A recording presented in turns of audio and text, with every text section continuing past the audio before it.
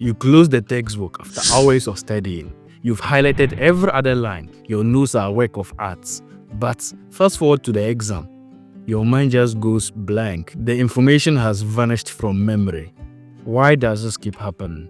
What if I told you the reason you forget isn't your fault at all? It is your method.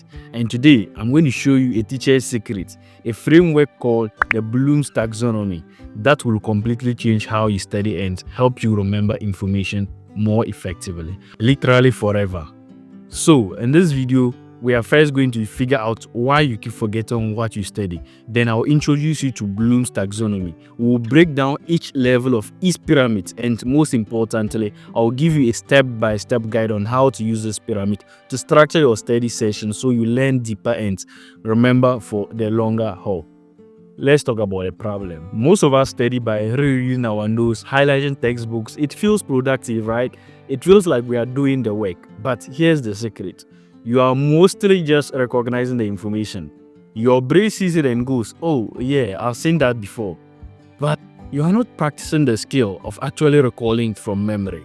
That is why you blank out on the test. The exam room doesn't have any highlights or underlined sentences to trigger your memory. It is like looking at the map of your hometown every day, but then being asked to drive across it blindfolded. You know the streets exist, but you don't know how to navigate them on your own. So if those basic methods are so ineffective, what actually works? This is where we steal a page from every teacher's greatest playbook.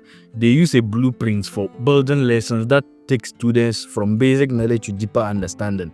And that blueprint is what we call the Bloom's Taxonomy. At its core, Bloom's Taxonomy is a pyramid with 6 levels. Each level represents a deeper, a more complex way of thinking about and interacting with an information. Think of it as a ladder for your brain to climb. At the very bottom of the pyramid, the foundation is remember. This is just straight up memorization. This is the foundation. It is all about recalling basic facts and information, dates, formulas, vocabulary, definitions. This is the what. Common study methods you can use here include reading, flashcards, highlighting. The problem is that this is pure memorization. It is shallow and it fades fast. It is like trying to build a house on a sand. You need it, but it is not enough on its own. Or owning a pile of bricks and not using it to build anything when you ought to. Here is how you can study effectively at this level. You use Anki or Quizlets for spaced repetition, my personal recommendation. This is way smarter than just staring at notes. Create mnemonics or silly songs to remember a list of objects like please excuse my dear Aunt Sally for the order of operations. Make it weird. Your brain remembers weird. This is your starting point, not your finish line. Spend just enough time here to get the basics down, then move up the pyramid. The next level up is understand. This is where you make sense of those facts. Can you explain the concept in your own words? This is where you grasp the meaning of the information. You can explain ideas and concepts in your own words. This is the why behind the what. Common study methods you can try here will involve summarizing notes in your own words, reading explanations. But the problem is that we often think we understand something when we really just recognize it. It is the difference between reading a recipe and knowing how to actually cook the dish. How to study effectively at this level? Use the Feynman Technique. This is a game changer. Try to explain the concept out loud, as if you are teaching it to a complete beginner. Where do you get started? Where do you have to use jargon? That gap is where you need to focus your studies on.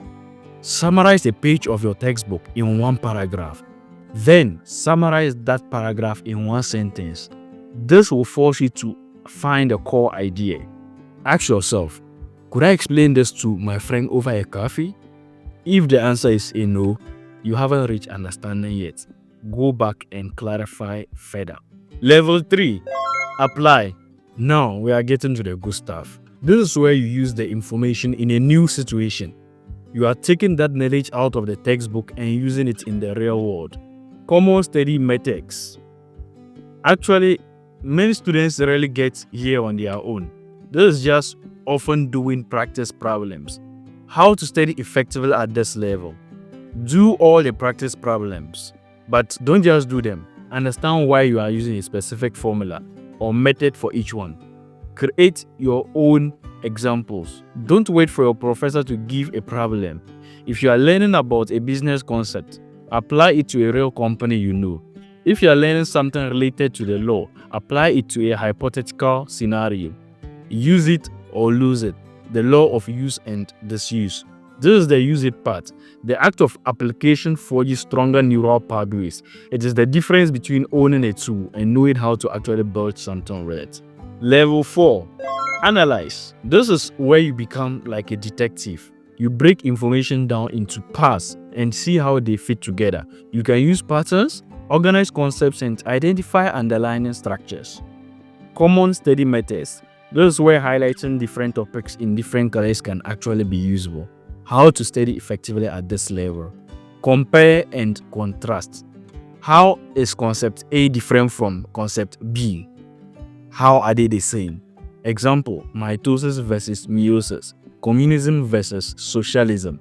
Create mind maps or concept maps. Don't just make a list. Draw connections. Use arrows. How does this theory lead to that conclusion? How does this historical event cause that one? Debate the material.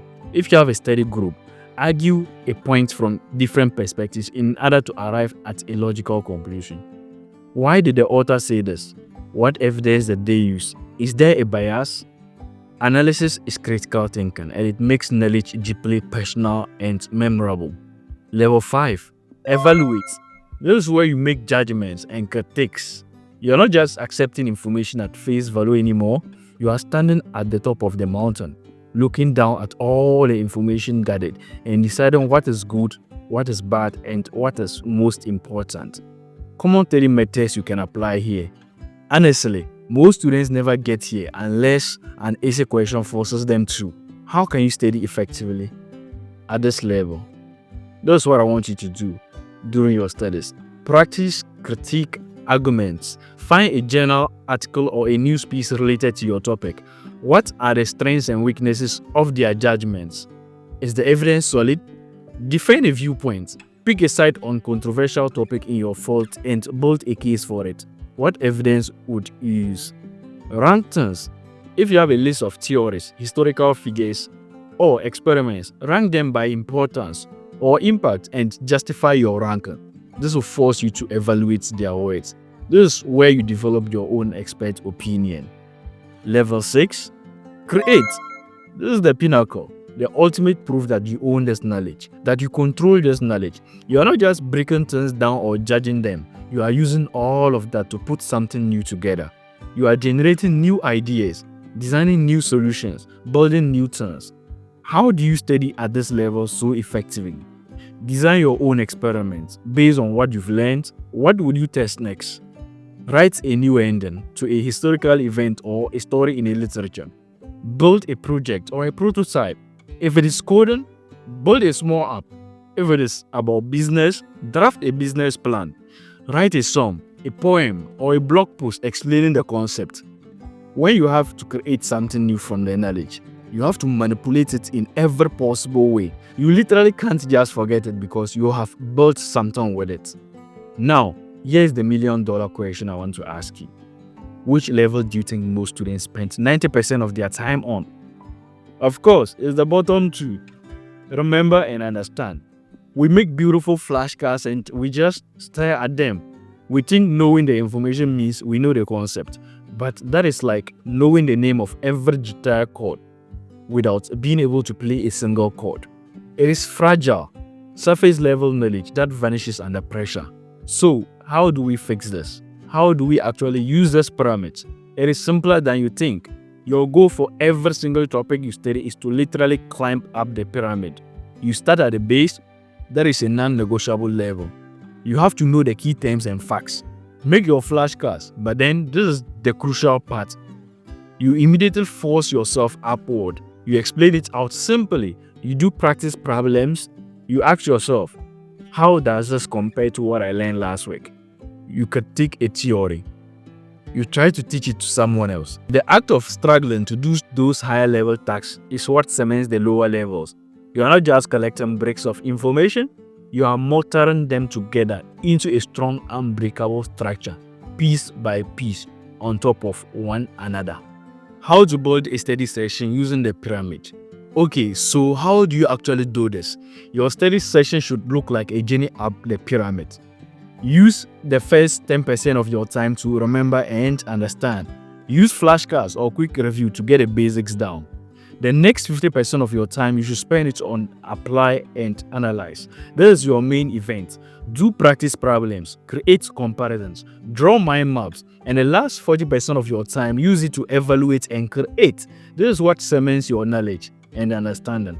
Explain it to someone, critique an article, come up with your own ideas. Stop spending 3 hours rereading and highlighting. Spend 30 minutes on that, and then 2.5 hours doing something with the information, like the last 4 steps.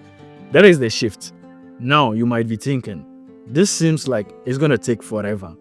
And you are right, initially it does. Spending 20 minutes applying and analyzing is harder than mindlessly reading for an hour. But here's the twist. Because you are learning on a deeper level, you will need to review it far less often. You won't be cramming before the exam because the knowledge will already be there, locked in.